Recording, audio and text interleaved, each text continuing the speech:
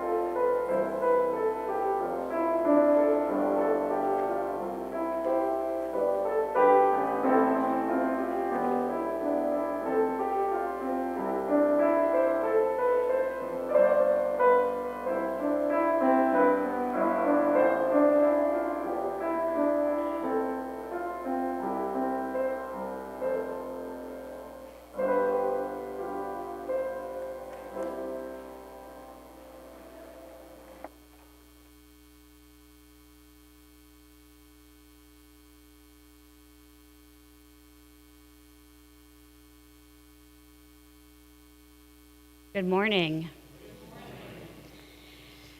I am the Reverend Kim Mason. I use she, her pronouns, and I am so happy to see you all this morning. I've discovered there is a particular joy to working for a congregation that is almost 200 years old, which is that when you forget your own ministerial robe at home, you just go in the back and there's spares. And some of you are like, wait, why is Reverend Kim wearing a ministerial robe?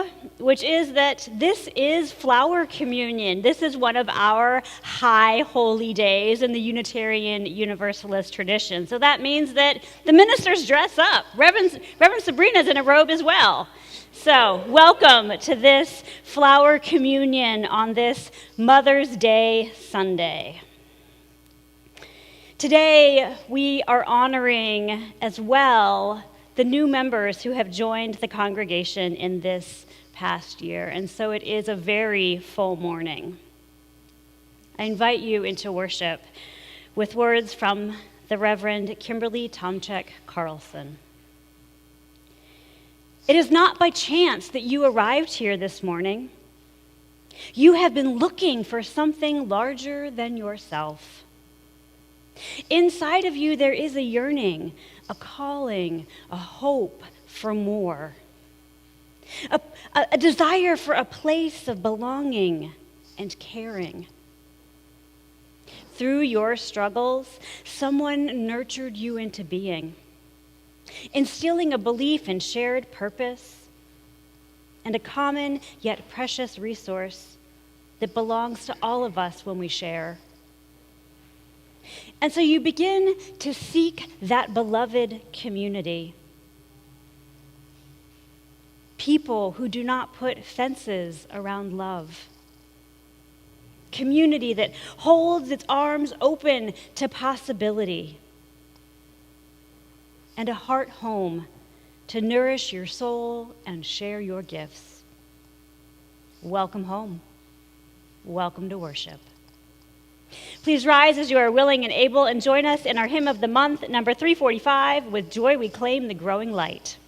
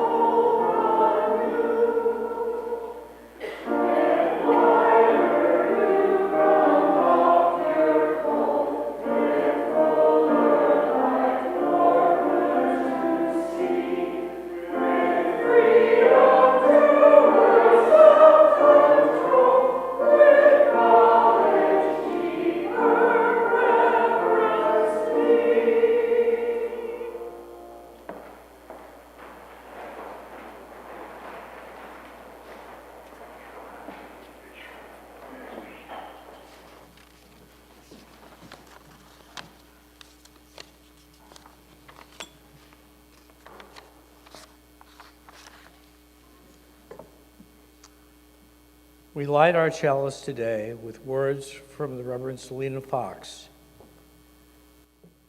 We light this chalice for mothers and mothering, to celebrate those who have taken the task of nurturing a young one, baby, child, or youth, into adulthood, to celebrate those who have nourished the light of truth and compassion in growing minds and hearts, to celebrate those who have committed time, money, energy to the growth of others in this world. We light this chalice to celebrate and hold dear this flame of love.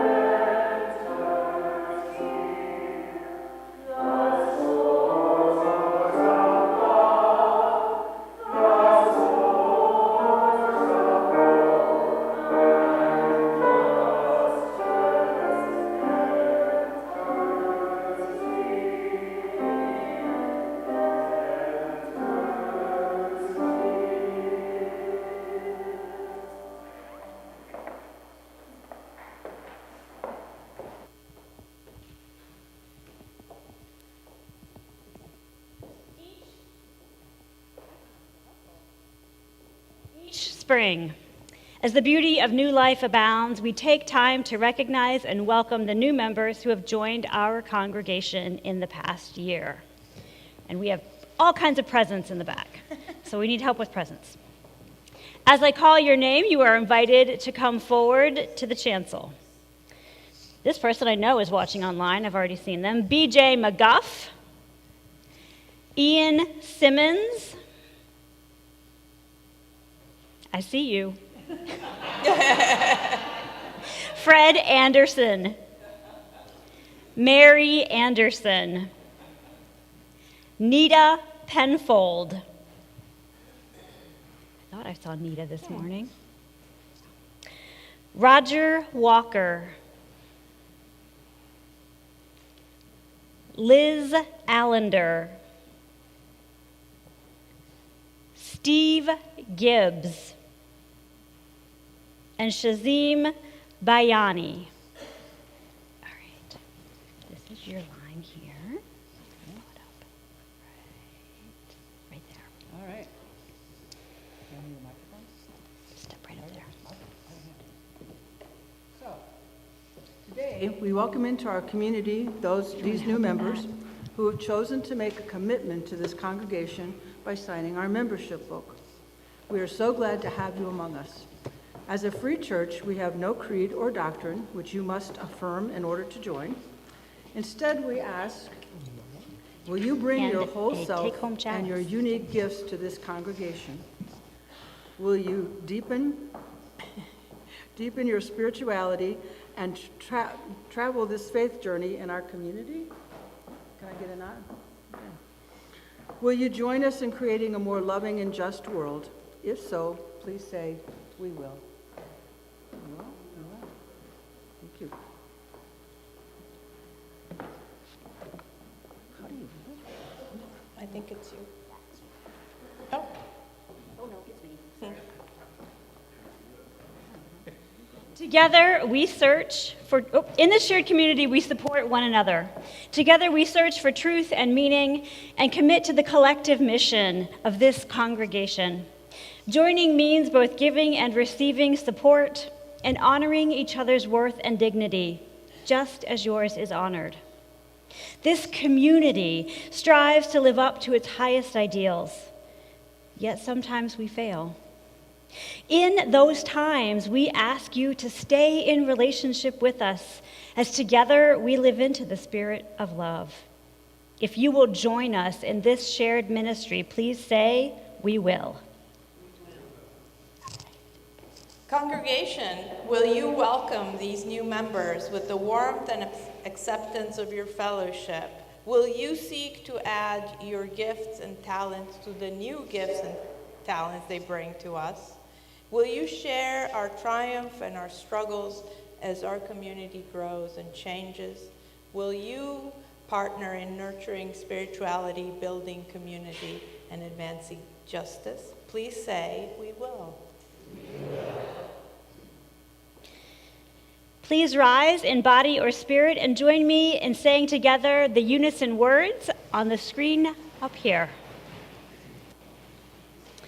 We receive you with open hands and hearts. As you join us, we once again renew our own commitment to this religious community. We are proud and happy to have you among us. Welcome, welcome, welcome. Woo!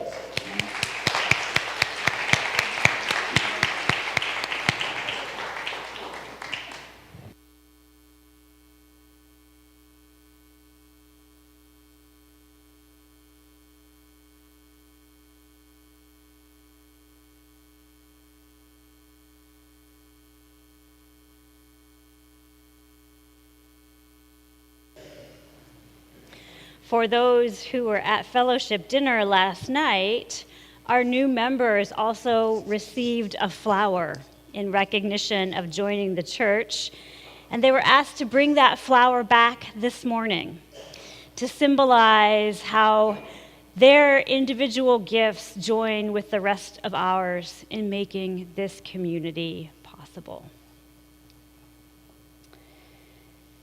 When we share our joys and concerns, we open ourselves to another's experience, encouraging curiosity and compassion. Now is the time in our service when we share with one another our sorrows and concerns. As the joys and concerns are read, you are welcome to come forward and place a stone in the bowl for those things that are weighing on your heart, and to blow bubbles as you return to your seat for those things that are lifting your heart with joy. This week, in our community, we hold all those mourning the loss of a beloved pet. And we send healing thoughts and prayers to Sue Fazio, who had hip surgery on Friday and is recovering at home. In our community, we worry for a son who lost his job. We share the concern over growing instability at work and financial challenges that come with that. We hold the tension and the trouble of forgiving oneself for making a costly mistake. And together, we hold the complexity of Mother's Day and the challenge of a childhood where one did their own mothering.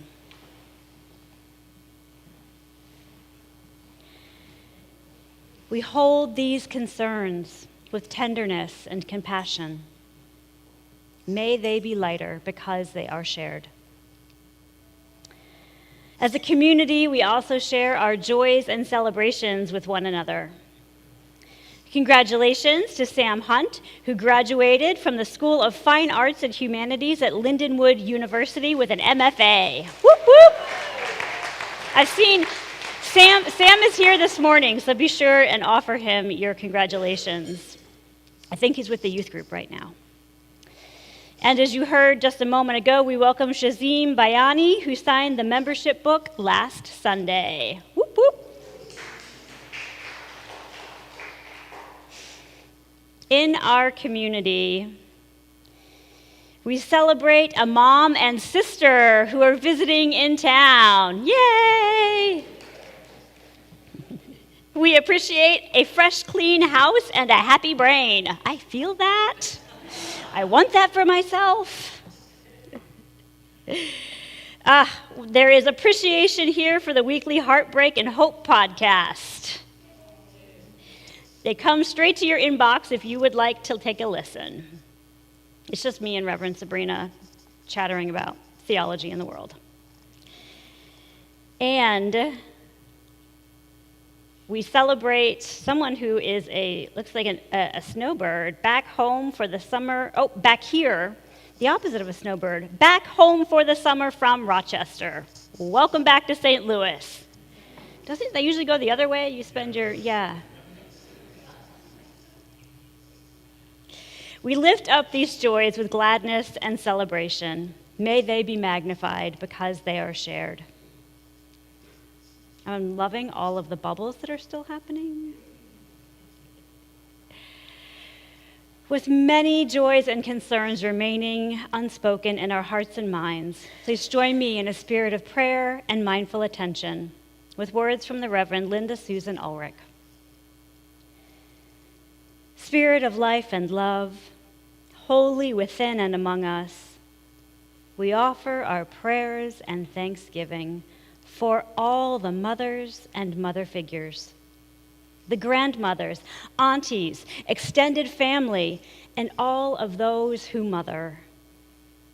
The soon-to-be mothers, the wish they were mothers, the never wanted to be mothers, the it's complicated mothers. The birth mothers, foster mothers, adoptive mothers, step mothers. The used to be dad mothers and more than one mom mothers. The single mothers, separated mothers, stay-at-home mothers, unhoused mothers. the grieving mothers, those who grieve their mothers, and those whose grief is complex. For all the communities that mother, for all who depend on the great mother, know that you are held and beloved. May it be so. Amen, and blessed be.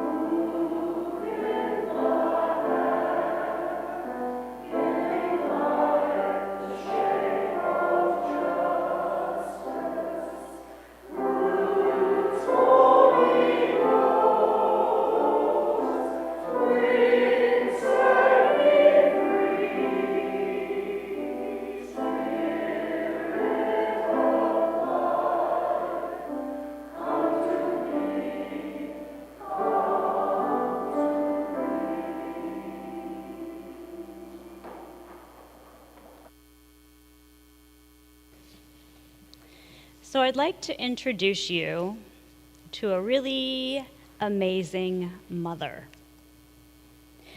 Although her kids were a little challenged by her. So we have a video Mo's going to play. It's about 3.5 minutes long. It was originally made for Women's History Month, but I think you'll enjoy learning a little bit more about Martha Sharp.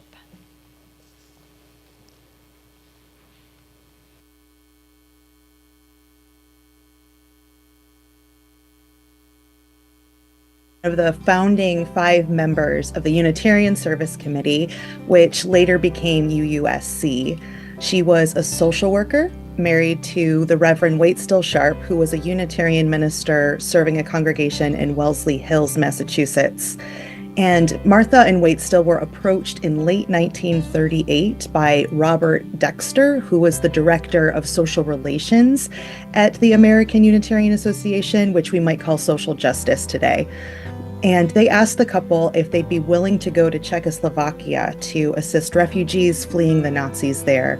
So in February of 1939, Martha and Waitstill left their 2 young children with friends of the congregation and traveled to Prague. And along the way to Prague, they met with others in the resistance, and they set up networks of volunteers who would later become really indispensable with keeping them safe and helping get refugees out.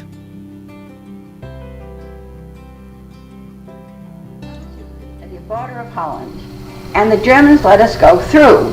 When we arrived on the border, at the other side of the border in Holland, the passport man looked to the passports and he said, "Mrs. Sharp, these 2 men, the United Press and the Associated Press representatives, are not on your list, and I'm throwing them off. I'm sending them back to Germany." And these 2 men, I'll never forget, got down on their knees and begged, and they threw off their luggage. And I went on, I said, "Those 2 men are on my list. You didn't turn it over and look on the other side." They said, "Oh, no, you must have put it there afterwards." I said, "If you make an incident, I'll take my whole group off, and I'll wire the United States government, and I'll tell them what you're doing to people like us who have legitimate visas."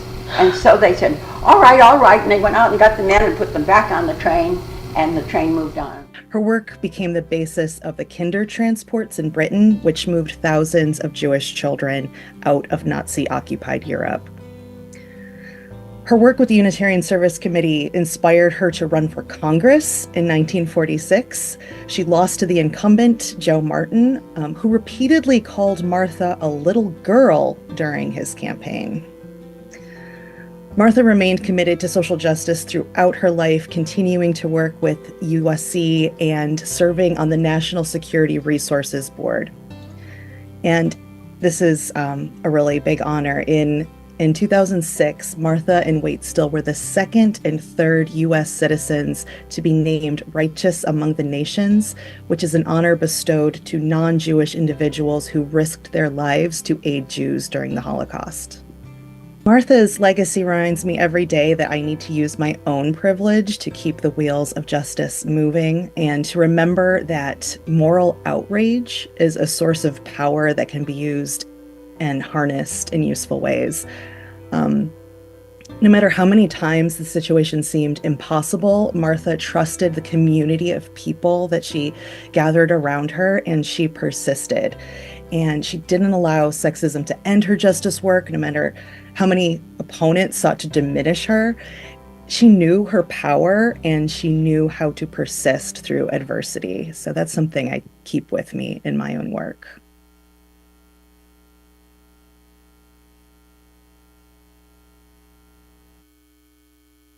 Martha.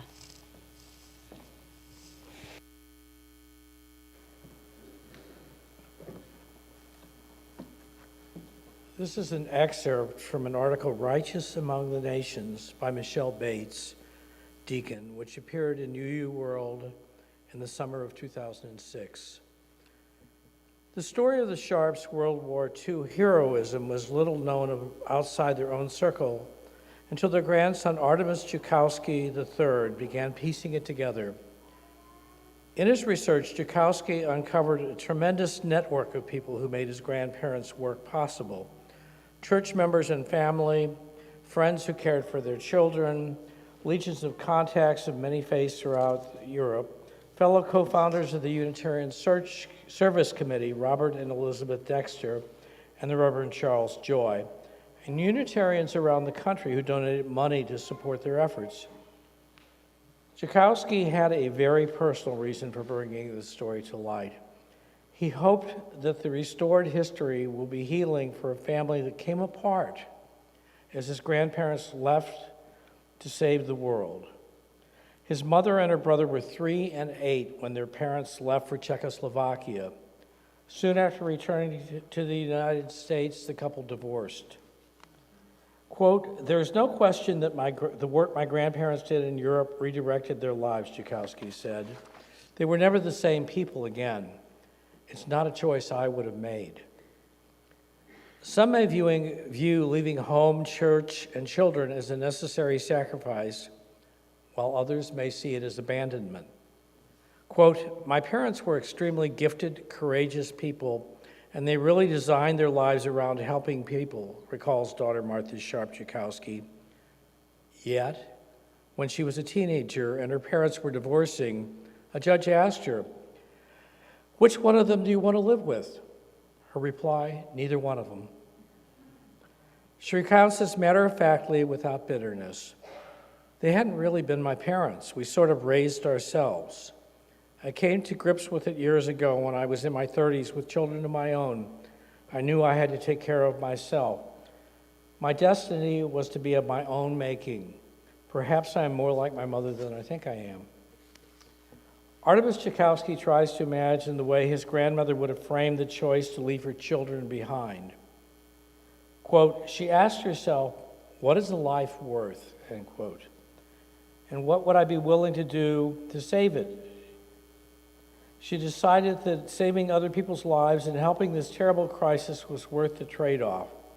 She knew her children were being loved and cared for and would ultimately understand that her being away from them would be understood in the larger context of what was going on in the world. But it was not easy. My grandparents made the decision they made, and they suffered about it all their lives. It is evident in their journals and letters. Telling his grandparents' story is a way to pass along the question that Martha Sharp posed to him throughout his life, to ask a new generation, what are you going to do with that? What are you going to do that is important in your life?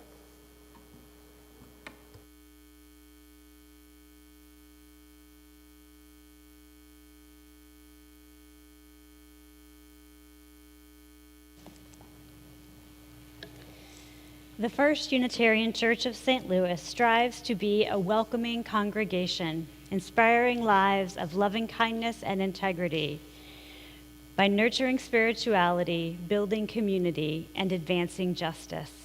Your gifts this morning support the mission and ministry of this congregation in the St. Louis region and beyond. This morning's offering will now be received.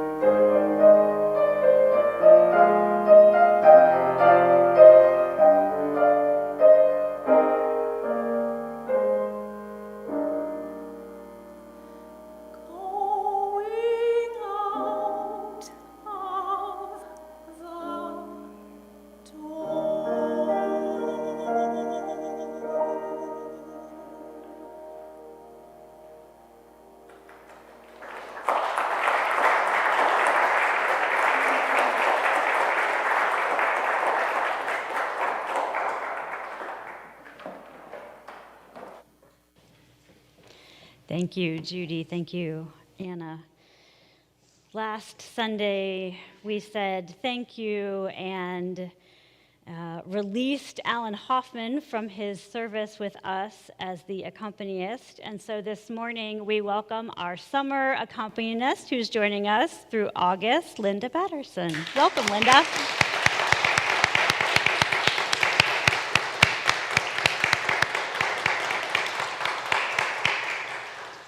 For the gift of music and the gift of community, for your gifts today and every day. Thank you.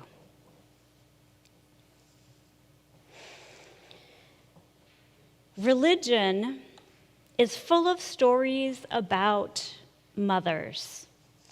And I'm not just talking about Mary. Ma Parvati in Hinduism loves her son Ganesh so much that when he is beheaded, she saves his life by giving him the head of an elephant. In Buddhism, Gautama Buddha is raised by a stepmother who loves him as she loves her own child. In the Hebrew Bible of Jewish and Christian tradition, Jochebed puts her son Moses in a basket and sends him away, trusting that another mother will care for him, because keeping him means his certain death. Can you imagine making such hard decisions? Maybe you can. Maybe you've had to. Parenting, mothering is full of hard decisions, full of parents and caregivers doing the very best that they can, the very best that they know how. Listening to the story of Martha Sharp highlights some of the complexities and complications of parenting. Martha, smart and skilled and willing, said yes to a daring request to go behind enemy lines when more than 20 other couples said no before she and Waitstill said yes. Can you imagine risking your life to defy the Nazis? Maybe you can. Our friends and neighbors are working even now to protect immigrants from deportation, to help queer and trans folks get to safer parts of the country, working to provide access to reproductive health care everywhere and in all the states of our nation. The part of Martha's story that I continue to wrestle with is how she and Waitstill left their own children to join the resistance. Knowing that their own children were loved and safe with friends, they worked to rescue the children of other mothers who were not safe. So many mothers willingly gave their children into Martha's care, trusting her to get them to safety. Can you imagine? We remember again that story of Jochebed, and it felt like a myth when you heard it. And yet, less than 100 years ago, Jewish mothers were once again forced to make difficult choices, to let go of their children so that they might live. Martha, too, let go of her children that someone else's children might live. And it tore her family apart. Most parents will never be faced with such a difficult choice. But in reflecting on the story of Martha Sharp, what we can do is reconsider some of the narratives around mothering.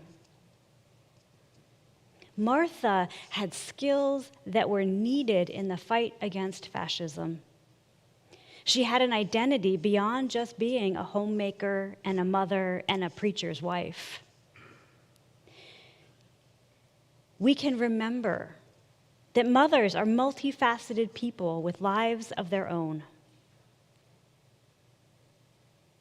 In the story of the Sharps, much of the focus is on Martha's decision to leave her two young children, just 3 and 8 years old. But what about Waitstill? No one questions that Waitstill might leave his children to pursue another opportunity. We can remember that societal expectations of mothering are highly gendered, and that mothering comes in all forms and can be provided by many adults in a child's life. To risk your life, to save the lives of others, is a selfless act of love, an attribute very often ascribed to mothers, who so often take on the impossible for their children. We can remember that love takes many shapes and forms, And at the end of the day, what the world needs now more than ever is love. What the world needs now more than ever is love. World War II is the story of how the world fought back against fascism and hate, the story of a time when the world needed a love called into action. Within that narrative is the many hard choices of parents everywhere, mothers and fathers doing what they could to give hope and save lives. Martha and Waitstill were initially recruited to work in Czechoslovakia, where a thriving group of Unitarian Universalists, well, at the time they were just Unitarians. The merger didn't come till later. A thriving group of Unitarians were gathered under the leadership of the Reverend Norbert Čapek. As Nazi occupation of Europe spread, Martha wrapped up her service in 1940 with one final flight bringing 27 children and 10 adults overseas. Reflecting on her work during the war, Martha said, quote, "Every life we touched had its own drama. One can only manage a miracle every so often, but a series of miracles can happen when many people become concerned and are willing to act at the right time." On this Mother's Day, we hold the complexity of mothering, the hard choices, the pressures of life and society, the challenges of trusting and letting go, but most of all, the love at this time when the world could use just a little more love. Now there's a post note on this sermon, because I got to connect this whole Mother's Day thing with flower communion, right? So the Reverend Norbert Čapek, who had that congregation in Prague, he had the largest congregation in the entire country of Czechoslovakia, and he was serving there with his daughter Zora. And at the time when Martha decided to leave, the very same time, Čapek and his daughter Zora were also given the opportunity to leave, but they decided to stay. And because of their decision to stay, in 1941, both of them were arrested and sent to Dachau, where Čapek later died.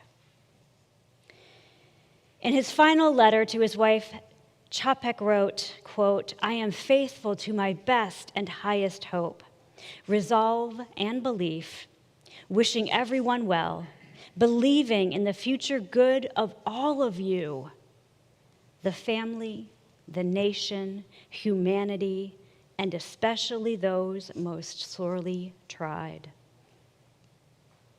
Love, at a time when the world needed a little more love." It is Čapek who created the ritual we celebrate today, the flower ceremony, as he called it, or flower communion. A ritual designed to celebrate the beauty and uniqueness of every person and what they bring both to the congregation and to the world. Čapek created this ritual. It became a tradition in his congregation in Prague. And people who were with him in the Priester block at Dachau recalled that even there, in a concentration camp, they celebrated the flower communion. At a time when we feel challenged by messages of hate, when diversity is punished, we choose to open our hearts to the glorious splendor of humanity. Like the flowers that each of us brought here today, Every one of us is a wonder of creation, stunning in our magnificence and made even more special for our difference. In a moment, some of our religious education participants will bring in the flowers, and you will see a riot of color and fragrance.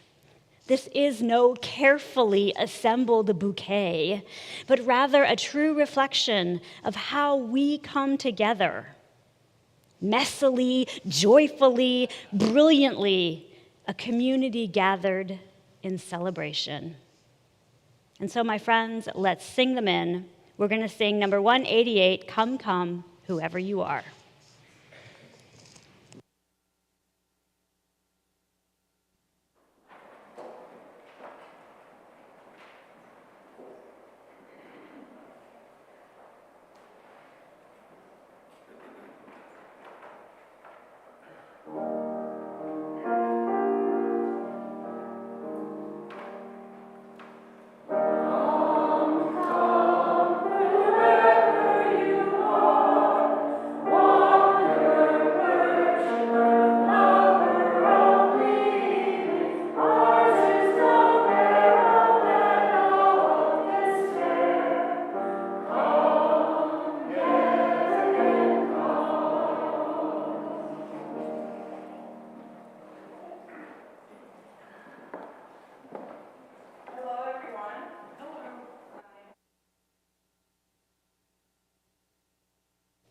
Is this thing on? Yes. And I'm the Minister of Congregational Life, and this is the Connection Moment. Actually, before the Connection Moment, I want to invite you to RE Sunday, next Sunday, where we honor the people that helped provide religious education for our children and youth. And we'll have plays and poems and connection moments, and it'll be fun. Anyways, today, the connection moment is a poem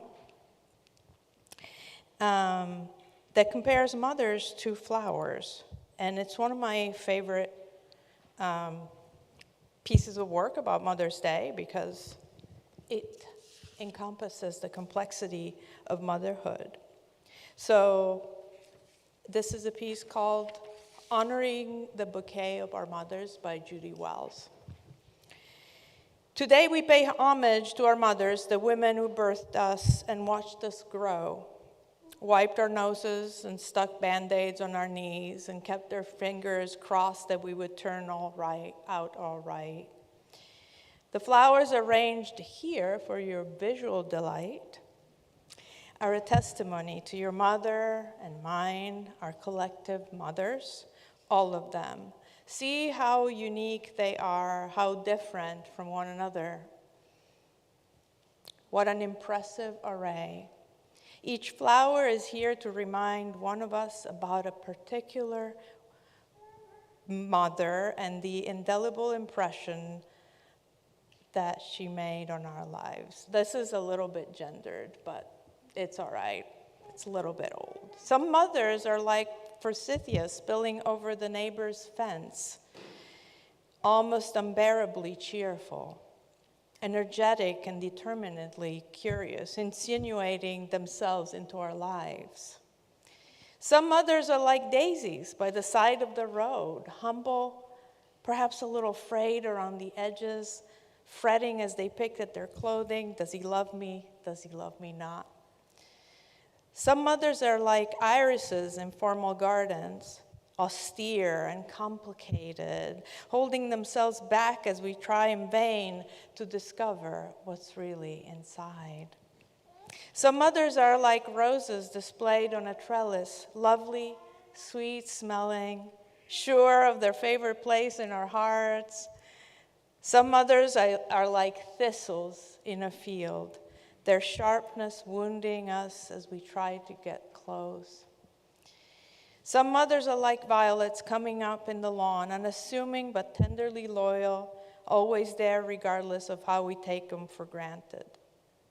Some mothers are like ivy on a brick wall, holding us too tightly, unwilling or unable to let go. Some mothers are like beds of peonies, bosomy, overdressed, embarrassing us with their lavishness and the lipstick marks they leave on our cheeks. Some mothers are like lilac bushes beside the kitchen door, welcoming, familiar, reminding us that we can always come home again. Living or dead, perfect or flawed, gorgeous or plain, they are our mothers, and they did the best they could. Our feelings about our mothers are probably as complex as this arrangement we see before us. Let us love them for what we can love in them and honor them the best we can, flawed as we are too. From them we were given the gift of life.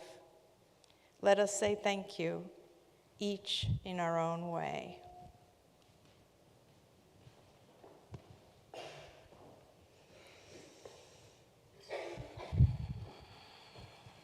Oh, let's go. Yeah.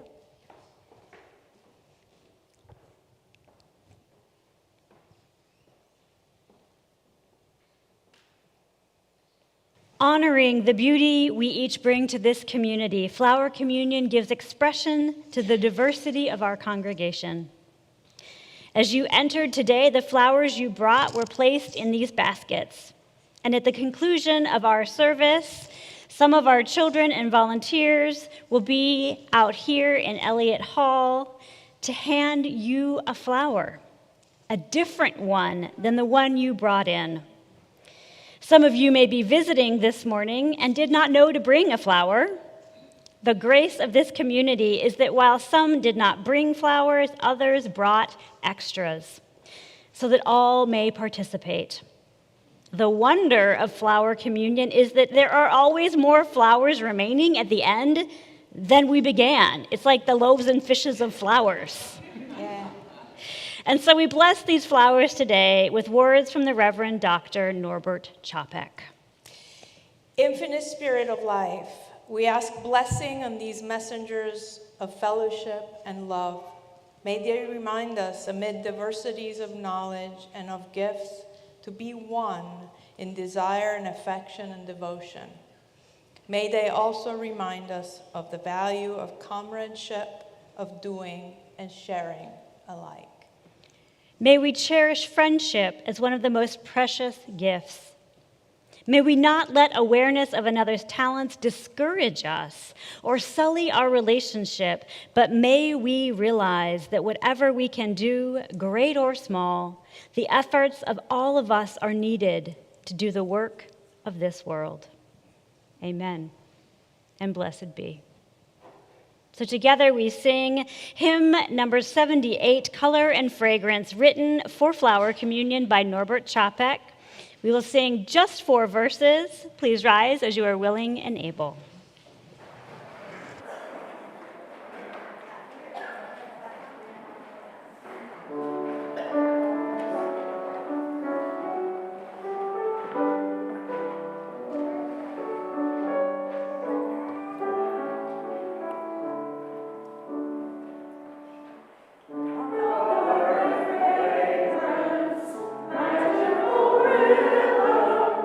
Sweet changing music.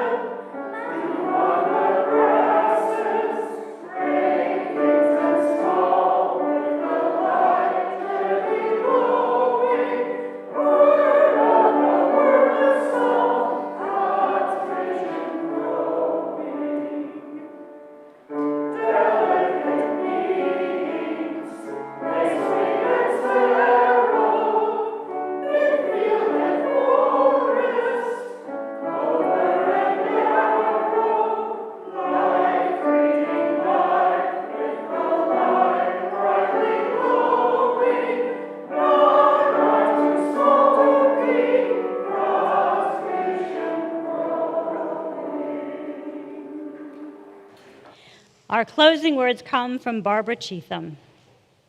And now we take our leave.